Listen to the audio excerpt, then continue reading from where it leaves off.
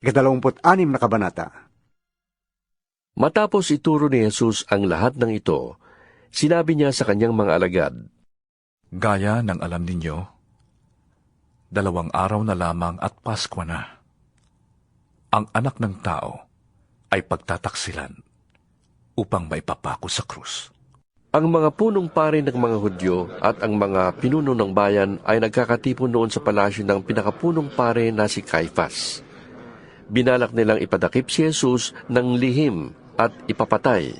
Ngunit sinabi nila, Huwag sa kapistahan, magkamakagulo ang mga tao. Nasa Betanya noon si Jesus sa bahay ni Simong Ketongin. Habang siya'y kumakain, lumapit sa kanya ang isang babaeng may dalang sisidlang alabastro na puno ng mamahaling pabango. Ibinuhos niya ito sa ulo ni Jesus. Nagalit ang mga alagad nang makita ito. Bakit itaksay ang pabango? Tanong nila, Naipagbili sana iyon sa malaking halaga at naibigay sa mga dukha ang pinagbilhan. alam ito ni Jesus kaya't sinabi niya, Bakit ninyo ginugulo ang babae? Mabuti ang ginawa niyang ito sa akin. Habang panahoy kasama ninyo ang mga dukha, ngunit ako'y hindi niyo kasama sa habang panahon. Hindi pa may binuhusan na niya ako ng pabango bilang paghahanda sa paglilibing sa akin. Tandaan ninyo, saan man ipangaral ang magandang balita sa buong mundo, mababanggit ang ginawa niyang ito at lagi siyang maaalala. si Judas Iscariote, isa sa 12, ay nakipagkita sa mga punong pari ng mga Hudyo. Ano pong ibibigay niyo sa akin kung tulungan ko kayong madakip si Jesus? Tanong niya. Noon di binayaran nila si Judas ng 30 salaping pilak. Mula noon, humanap na si Judas ng pagkakataon upang may pagkanulo si Jesus. Dumating ang unang araw ng pista ng tinapay na walang pampaalsa. Lumapit kay Jesus ang mga alagad at nagtanong. Saan po ninyo ibig na ipaghanda namin kayo ng hapunang Pampaskwa? Sumagot siya. Puntahan ninyo sa lungsod ang isang tao at sabihin ninyo sa kanya, ipinapasabi po ng guro na sumapit ng kanyang oras. Siya at ang mga alagad niya'y sa bahay ninyo kakain ng hapunang Pampaskwa. Sinunod ng mga alagad ang utos ni Jesus. Inihanda nila ang hapunang Pampaskwa. Nang gabingang iyon, dumulog sa mesa si Jesus kasama ang 12 alagad. Habang sila'y kumakain, sinabi ni Jesus, Sinasabi ko sa inyo, ako'y pagtataksilan ng isa sa inyo. Nanlumo ang mga alagad at isa-isang nagtanong sa kanya. Hindi ako yun. Di po ba, Panginoon? Sumagot siya, Ang kasabay kong sumausaw sa mangkok ay siyang magkakanulo sa akin. Papanaw ang anak ng tao ayon sa nasusulat. Ngunit kabag-habag ang taong magkakanulo sa kanya. Mabuti pang hindi na siya ipinanganak. Si Judas na magkakanulo sa kanya ay nagtanong din. Guro, ako po ba? Sumagot si Jesus. Ikaw na ang nagsabi. Habang sila'y kumakain, dumampot si Jesus ng tinapay. At matapos magpasalamat sa Diyos ay pinaghati-hati niya iyon. Ibinigay sa mga alagad at sinabi, Kunin ninyo ito at kainin. Ito ang aking katawan. Pagkatapos, dumampot siya ng kopa. Nagpasalamat sa Diyos at ibinigay iyon sa kanila. Uminom kayong lahat nito, Sabi niya, sapagkat ito ang aking dugo. At sa pamamagitan nito ay gumagawa ng kasunduan ng Diyos sa tao sa ikapagpapatawad ng kanilang mga kasalanan. Sinasabi ko sa inyo, hindi na ako iinom nitong alak na mula sa ubas hanggang sa araw na ako'y muling uminom nito na kasalo ninyo sa kaharian ng aking Ama. at pagkaawit ng isang himno, sila'y nagtungo sa bundok ng mga olibo. Sinabi ni Jesus sa kanila, Sa gabing ito, ako'y iiwan ninyong lahat. Gaya ng sinasabi sa kasulatan. Papatayin ko ang pastol at magkakawatak-watak ang mga tupa. Ngunit pagkatapos na ako'y muling mabuhay, mauuna ako sa inyo sa Galilea. Nagsalita si Pedro. Kahit na po iwanan kayo ng lahat, hindi ko kayo iiwanan. Tandaan, Tugon ni Jesus. sa gabi ring ito, bago tumilaok ang manok, 3 beses mo akong ikakaila. Ngunit matigas na sinabi ni Pedro. Kahit na ako'y patayin kasama ninyo, hindi ko kayo ikakaila. Ganon din ang sinabi ng lahat ng alagad. Isinama ni Jesus ang kanyang mga alagad sa isang lugar na tinatawag na Gethsemane. Sinabi niya sa kanila, Dito muna kayo't mananalangin ako sa dako roon. ngunit isinama niya sina Pedro at ang 2 anak ni Zebedeo. Nagsimulang mabagabag at maghirap ang kanyang kalooban. Kaya't sinabi niya sa kanila, Ako'y puno ng hapis na halos ikamatay ko. Maghintay kayo rito at samahan ninyo ako sa pagpupuyat. lumayo siya ng kaunti. Nagpatira pa siya at nanalangin. Ama ko, kung maaari, ilayo mo sa akin ang kopang ito ng paghihirap. Ngunit hindi ang kalooban ko, kundi ang kalooban mo ang mangyari. Nagbalik siya at tinatnan niyang natutulog ang 3 alagad. Sinabi niya kay Pedro, Talaga bang hindi kayo makapagpuyat na kasama ko kahit 1 oras man lamang? Magbantay kayo at manalangin upang huwag kayong madaig ng tukso. Ang espiritu'y nakahanda, ngunit ang laman ay mahina. muli siyang lumayo at nanalangin. Ama ko, kung hindi maaaring maialis ang kopang ito, malibang inumin ko, mangyari ang iyong kalooban. Muli siyang nagbalik at dinatnan na naman niyang natutulog sila sapagkat sila'y antok na antok. Iniwan niya uli ang 3 alagad at muli siyang nanalangin at yun din ang kanyang sinabi. Nagbalik na naman siya sa mga alagad at sinabi sa kanila, Natutulog pa ba kayo at nagpapahinga? Dumating na ang oras ng anak ng tao ay pagkakanulo sa mga makasalanan. Bumangon kayo at tayo na. Narito na ang magtataksil sa akin. Nagsasalita pa si Jesus nang dumating si Judas na isa sa 12. May kasama siyang maraming tao na may dalang mga tabak at pamalo. Sugo sila ng mga punong pari ng mga Hudyo at mga pinuno ng bayan. Bago pa sila dumating doon, sinabi na ng taksil sa kanyang mga kasama, Kung sino ang halikan ko, siya ang dakpin ninyo. Nilapitan agad niya si Jesus at binati. Magandang gabi po, Guro. Sa kahinagkan, sinabi sa kanya ni Jesus, Kaibigan, gawin mo na ang sadya mo. at siya'y nilapitan nila at dinakip. Nagbunot ng tabak ang isa sa mga kasama ni Jesus at tinaga ang utusan ng pinakapunong pari ng mga Hudyo at natagpas ang tenga niyon. Sinabi sa kanya ni Jesus, Ibalik mo yung tabak sa lalagyan. Ang gumagamit ng tabak ay sa tabak mamamatay. Hindi mo ba alam na kung hihingi ako ng tulong sa aking ama, ay padadalhan agad niya ako ng libu-libong mga anghel? Ngunit paanong matutupad ang mga kasulatan na nagsasabing ito'y dapat mangyari? Binalingan niya ang mga tao at sinabi, Ako ba'y tulisan at naparito kayong may mga tabak at pamalo upang ako'y dakpin? Araw-araw ay nauupo ako sa templo na nagtuturo at hindi ninyo ako dinakip. Ngunit nangyari ang lahat ng ito upang matupad ang sinulat ng mga propeta. Tumakas ang mga alagad at iniwan siyang mag-isa. Dinala si Jesus ng mga dumakip sa kanya sa bahay ni Caiphas, ang pinakapunong pari ng mga Hudyo. Doon nagkakatipon ang mga tagapagturo ng kautusan at ang mga pinuno ng bayan. Sumunod si Pedro, ngunit hindi gaanong lumalapit. Pagdating sa tahanan ng pinakapunong pari, Pumasok din siya sa bakuran at naupo sa patio kasama ng mga bantay. Ibig niyang makita kung ano ang mangyayari. Samantala, ang mga punong pari ng mga Hudyo at iba pang kabilang sa Sanhedrin ay naghahanap ng sinungaling na saksi laban kay Jesus upang ito'y maipapatay. Kahit na maraming humarap at sumaksi ng kasinungalingan tungkol sa kanya, wala silang matagpo ang makakapagpatutuong si Jesus ay dapat mamatay.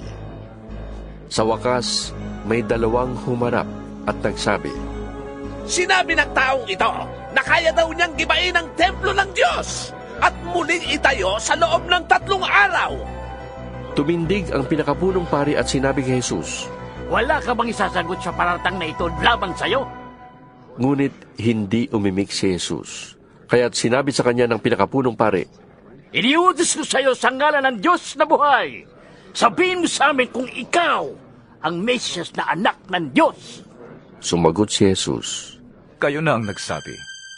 At sinasabi ko pa sa inyo, di na magtatagal at makikita ninyo ang anak ng taong nakaupo sa kanan ng makapangyarihang Diyos at dumarating na nasa alapap.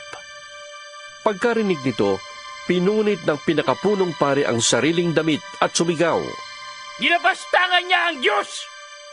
Hindi na natin kailangan ng magsaksi. Narinig ninyo ang kanyang paglabastangan sa Diyos. Ano ang pasya ninyo? Sumagot sila, Dapat siyang mamatay! at dinuraan nila si Jesus sa mukha at pinagsusuntok. Pinagsasampal naman siya ng iba at kinutya. Hoy! Kristo! Hulaan mo nga kung sinong sumampal sa'yo! Samantala, si Pedro'y nakaupo noon sa patio.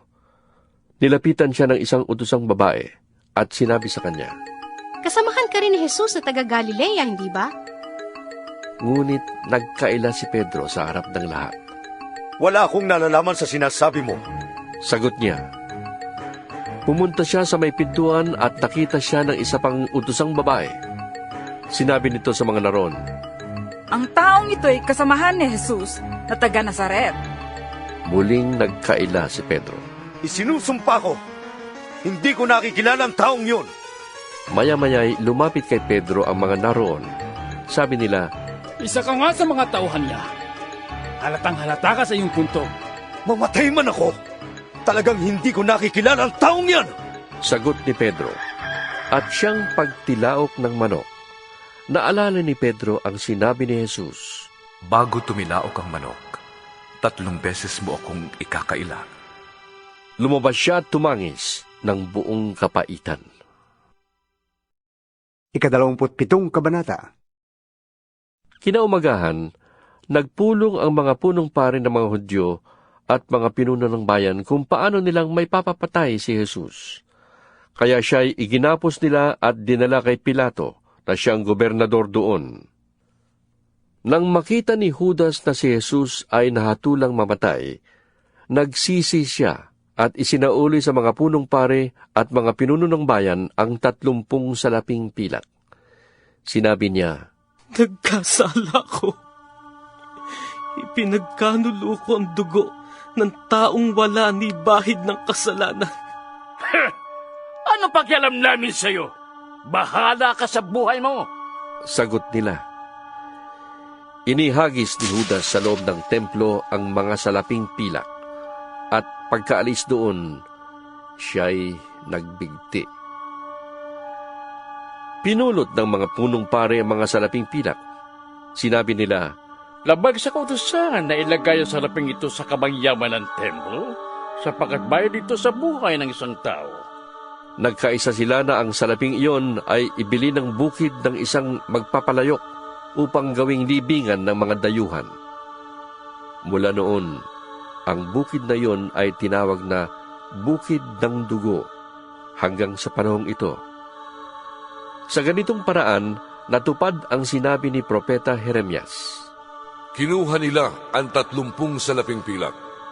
Ang halagang katumbas niya ayon sa mga Israelita at ginamit ito upang bilhin ang bukid ng isang magpapaliyok ayon sa inutos sa akin ng Panginoon. Iniharap si Jesus sa gobernador at siya'y tinanong nito, Ikaw nga ba ang hari ng mga Hudyo? Sumagot si Jesus. Kayo na ang may sabi. Ngunit nang paratangan siya ng mga punong pari at ng mga pinuno ng bayan, hindi siya umimik. Kaya't sinabi sa kanya ni Pilato, Hindi mo ba narinig ang paratang nila laban sa iyo? ngunit hindi pa rin siya umimik, kaya't nagtaka ng labis ang gobernador. Kinaugalian na ng gobernador na tuwing Paskwa ay magpalaya ng isang bilanggo, sino mang mahiling ng taong bayan. May isang kilalang bilanggo noon na ang pangalan ay Barabas. Kaya't nang magkatipon ng mga tao ay tinanong sila ni Pilato, Sino ang ibig ninyong palayain ko? Si Barabas o si Jesus na tinatawag na Mesiyas? Alam ni Pilato na naiinggit lamang sila kaya nila isinakdan si Jesus. Bukod dito, nang si Pilato ay nakaupo sa hukuman, nagpasabi ang kanyang asawa, Huwag kang makialam sa taong yan. Wala siyang kasalanan. Ngayon ay pinapahirapan ako ng aking panaginip tungkol sa kanya. Ang mga tao na may sinulsulan ng mga punong pari ng mga Hudyo at ng mga pinuno ng bayan na hilingin kay Pilato na si Barabas ang palayain at si Jesus ay ipapatay. Muli silang tinanong ng gobernador, Sino sa dalawa ang ibig ninyong palayain ko? Si Barabas! Sigaw ng mga tao. Sinabi sa kanila ni Pilato, Kung gayon, ano ang gagawin ko kay Jesus na tinatawag na Mesiyas? At sumagot ang lahat, Ipako siya sa krus! Bakit? Ano ang nagawa niyang masama? tanong ni Pilato. Ngunit lalo pang lumakas ang kanilang sigawan. Ipako siya sa krus! Nang makita ni Pilato na wala siyang magagawa at malamang ba'y magkagulo, nagpakwa siya ng tubig at naghugas ng kamay sa harap ng mga tao. Wala akong pananagutan sa dugo ng taong ito. Bahala kayo. Sabi niya. Sumagot naman ang mga tao, Pananagutan namin at ng aming mga anak ang dugo niya! Pinalaya nga ni Pilato si Barabas at pinahagupit naman si Jesus. Pagkatapos, ibinigay siya sa kanila upang ipako sa krus. Dinala ng mga kawal ng gobernador si Jesus sa palasyo ng gobernador at nagkatipon ang buong batalyon sa paligid niya. Siya'y hinubaran nila at sinuutan ng isang balabal na matingkad na pula. Kumuha sila ng sangang matinik, ginawang korona at ipinutong sa kanya. Pagkatapos ay pinahawak siya ng halamang tambo sa kanang kamay. Siya ay ininsulto nila at niluhod-luhuran at pinati ng ganito, Mabuhay ang hari ng mga Hudyo! Siya ay pinagduduraan pa nila.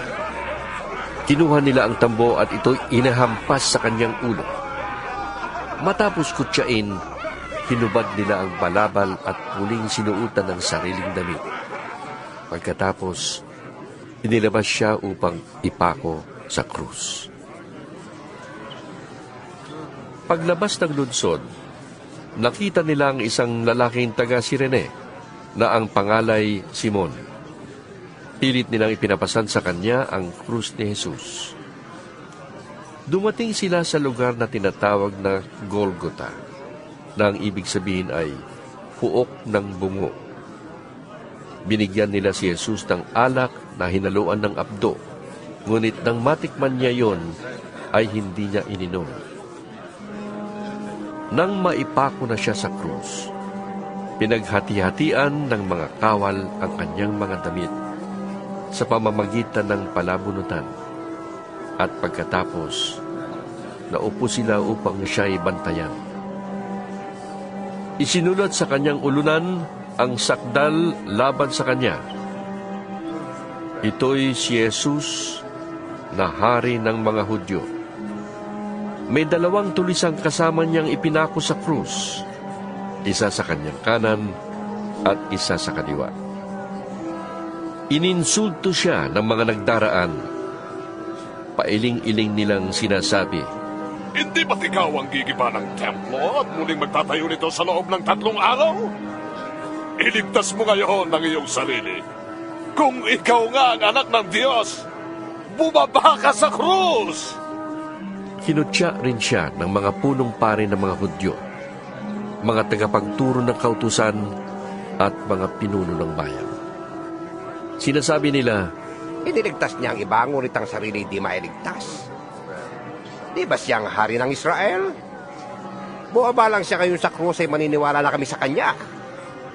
Nananalig siya sa Diyos at sinasabi niyang siyang anak ng Diyos.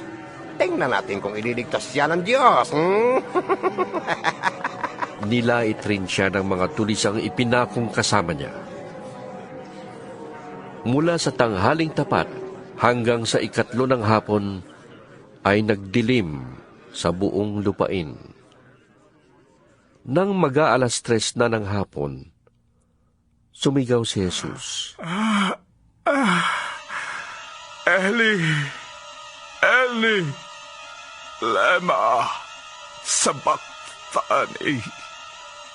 Na ang ibig sabihin, Diyos ko, bakit mo ko pinabayaan?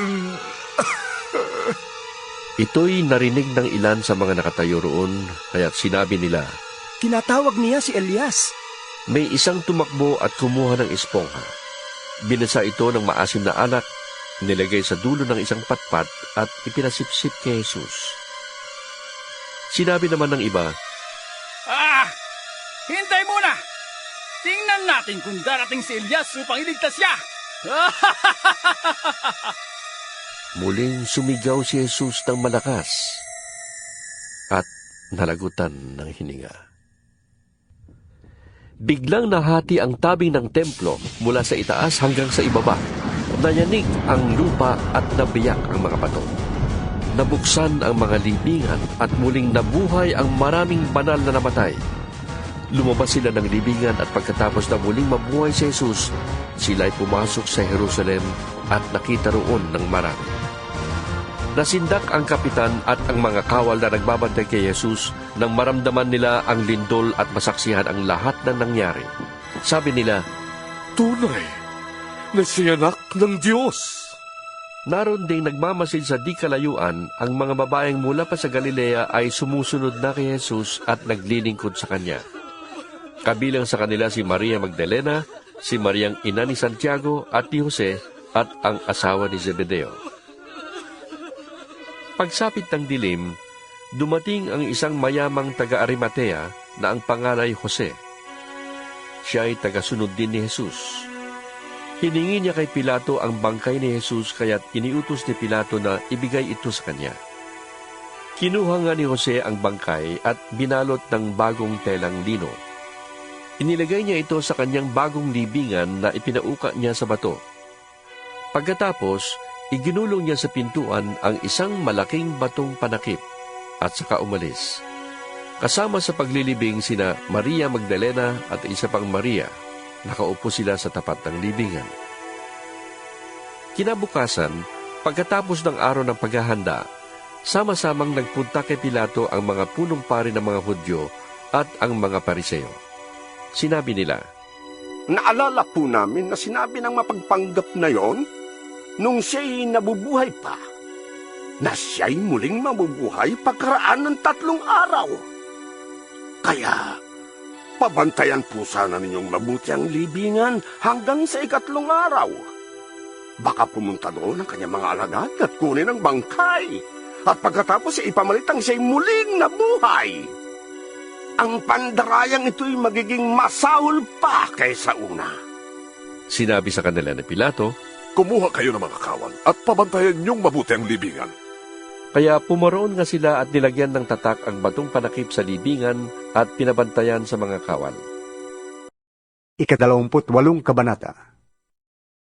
Makaraan ang araw ng pamamahinga, sa pagbubukang liwayway ng araw ng linggo, lumakad si Maria Magdalena at ang isa pang Maria upang tingnan ang libingan ni Jesus. Biglang lumindol ng malakas.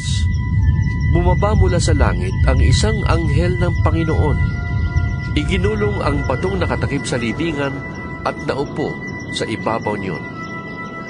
Ang kanyang mukha ay nakakasilaw na parang kidlat at puting-puti ang kanyang damit.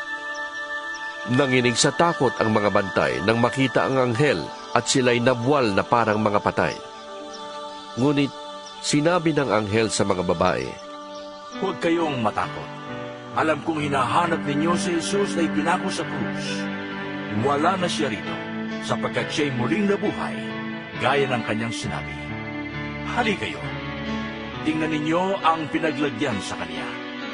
Pagkatapos, lumakad kayo agad at ibalita sa kanyang mga alagad na siya'y muling nabuhay at mauuna sa inyo sa Galilea. Makikita niyo siya roon. Yan ang balitang dala ko sa inyo. At dali-dali nga silang umalis ng libingan na may magkahalong takot at galak, at patakbong pumunta sa mga alagad upang ibalita ang nangyari. Ngunit sinalubong sila ni Jesus at binati. Lumapit sila sa kanya, hinawakan ang kanyang mga paa at sinamba siya. Sinabi sa kanila ni Jesus, Huwag kayong matakot. Humayo kayo at sabihin sa mga kapatid kong pumunta sa Galilea at makikita nila ako roon. Pagkaalis ng mga babae, pumunta sa lungsod ang ilan sa mga kawal na nagbabantay sa libingan at isinalaysay sa mga punong pare ng mga Hudyo ang buong pangyayari. Nakipagpulong ang mga punong pare sa mga pinuno ng bayan at nagkasundo silang suhulan ng malaki ang mga kawal. At ang mga ito ay inutusan nilang ganito ang ipamalita. Habang natutulog kami kagabi, dumating ang mga alagad ni Jesus at ninakaw ang kanyang bangkay. Sinabi pa nila, Huwag kayo mag-alala. Kung makarating man ito sa gobernador, kami ang bahala. Tinanggap ng mga bantay ang suhol at ganun nga ang kanilang ginawa. Kaya magpahanggang ngayon, ito pa rin ang balitang laganap sa mga Hudyo. Pumunta ang 11 alagad sa Galilea sa bundok na sinabi sa kanila ni Jesus. Nang makita nila si Jesus, siya ay sinamba nila. Subalit may ilan sa kanilang nag-alinlangan. Lumapit si Jesus at sinabi sa kanila, Ibinigay na sa akin ang lahat ng kapangyarihan sa langit at sa lupa. Kaya humayo kayo at gawin ninyong alagad ko ang mga tao sa lahat ng bansa. Bautismuhan ninyo sila sa ngalan ng Ama at ng Anak at ng Espiritu Santo. Turuan ninyo silang sumunod sa lahat ng iniutos ko sa inyo. Tandaan ninyo, ako'y laging kasama ninyo hanggang sa katapusan ng panahon.